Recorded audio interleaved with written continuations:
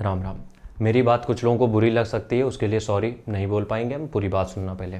देखो, सबसे पहली चीज़ हम यहाँ पे समझेंगे कि आज का जो वीडियो है वो डेडिकेटेड है मेन जो डेडिकेटेड है वो है यूपीएससी वालों के लिए। यूपीएससी एक ऐसा एग्ज़ाम है जिसमें तैयारी नहीं लगती है, जिसमें सिर्फ पढ़ाई नहीं लगती है। देखो, सीधी सी बात समझो, किसी की भी स्टोरी उठा के देख लो, कोई भी टॉपर हुआ उसकी स्टोरी उठा के देख लो, वो कभी ये कह ही नहीं सकता है। अगर कह रहा है तो वो झूठ बोल रहा है।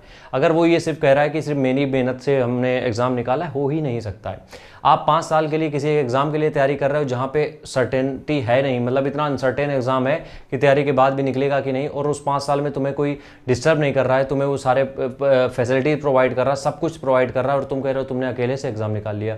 नहीं भैया, भारत में ऐसे बहुत से लोग हैं जो अपना ड्रीम छोड़ चुके हैं रिस्पॉन्सिबिलिटी की वजह से। तो ये तो कोई बोल ही नहीं सकता है कि उसने खुद के दम पे एग्ज़ाम निकाला है। अब आते हैं सेंटर पे, लाते हैं इस जो वीडियो है उसको, और बात करते हैं कि जो यूपीएससी है उसमें सिलेक्शन के लिए घर वालों की क्या वैल्यू है। देखो, क्या होता है, यूपीएससी बहुत बार ऐसा होता है, 90% तुम मान के चलो कि जिसका फर्स्ट अटैम्प्ट में नहीं होता है, 90% लोगों का फर्स्ट अटैम्प्ट में नहीं होता है, और 90% का जो फर्स्ट अटैम्प्ट में जिनका नहीं हो रहा है, इसका मतलब ये है कि सेकंड अटैम्प्ट तक पहुंचने के लिए उनको 3 साल लग गए। 1 साल तैयारी करी, 1 साल पूरा एग्ज़ाम का प्रोसेस चला, और अगले साल उन्होंने तो उसके बाद एग्ज़ाम की तैयारी चालू कर दी। तो 3 साल में आपको दो बार एग्ज़ाम दिया आपने, ठीक है। अब 3 साल का जो टाइमिंग था, अब हो सकता है कि आप किसी गांव से आए हो बाहर, या आप अपने घर पे भी रह के तैयारी कर रहे होगे, या जो भी चीज़ें कर रहे हो। यूपीएससी मिनिमम 10 घंटे मांगता है, दिन के मिनिमम मांगता है। अब कोई कह रहा है कि 5 घंटे में हो जाता है, तो हम तो नहीं मानते। 8 से 10 घंटे आपको रिलीजियसली मांगता ही है कि डेडिकेटेड देने। किसी भी नॉर्मल ह्यूमन बीइंग की, खासकर भारत में जहाँ पे हम लोग एक मतलब कंबाइंड फैमिली में रहते हैं, जॉइंट फैमिली में रहते हैं, कुछ ना कुछ काम, कुछ ना कुछ इवेंट, कुछ ना कुछ फंक्शन, कुछ ना कुछ फेस्टिवल ऐसे होते ज़रूर हैं जहाँ पे हमें 8 से 10 दिन का ब्रेक चाहिए होता है हर 2 महीने में। ये भारत है, यहाँ पे चीज़ें होती हैं। तो अब ये सोचो, उस जो तैयारी कर रहा है उसने तो इन सब चीज़ों से कट ऑफ किया हुआ है, बट उसके जो पेरेंट्स हैं, उसके जो दोस्त हैं, उसके जो आसपास के लोग हैं, जो कलीग्स हैं, जो भी हैं, उन्होंने भी तो सपोर्ट किया है उसको।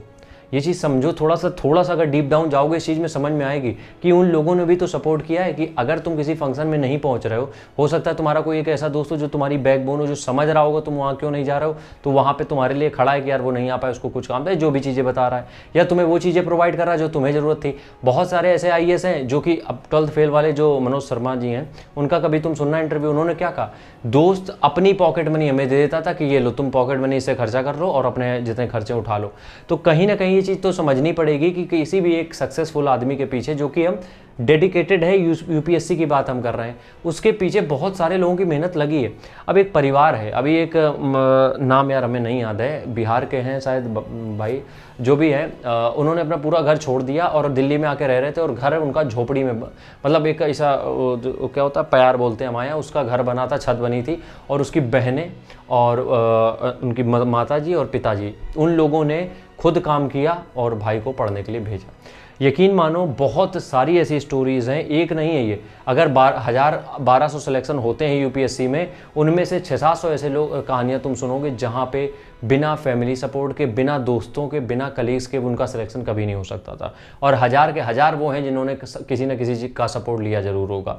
तो अगर तुम्हारे घर वाले सपोर्ट नहीं कर रहे हैं, और तुम्हारे पास कोई भी एक ऐसा आदमी नहीं है जो कि तुम्हारे लिए खड़ा रहे या फिर तुम्हारे सपोर्ट में खड़ा रहे, तुम्हारा यूपीएससी क्रैक करना बहुत मुश्किल हो जाएगा। इसलिए हम ये चाहते हैं, यूपीएससी अगर स्टार्ट कर रहे हो तो कोई एक ऐसा साथ में रखो ज़रूर। अब हम ये नहीं कह रहे हैं आस्की करने लग जाओ। घर वालों में से कोई एक ऐसा हो जिससे तुम्हारी बॉन्डिंग अच्छी हो, दोस्तों में कोई एक ऐसा हो जो तुम्हें समझता हो, ठीक है, या फिर कोई भी एक ऐसा हो जिसके साथ तुम वाकई में कनेक्ट कर सको, उसको अपने साथ रखो थ्रू आउट द जर्नी। और उसी के लिए हम भी काउंसलिंग करते हैं, जिसके लिए सामने नंबर है, आप व्हाट्सएप कर सकते हो यहाँ पे जुड़ने के लिए। तो सबको ऑल द बेस्ट है, बस मेरी इतनी सी एडवाइस है। मिलते हैं नेक्स्ट वीडियो में, तब तक के लिए राम राम।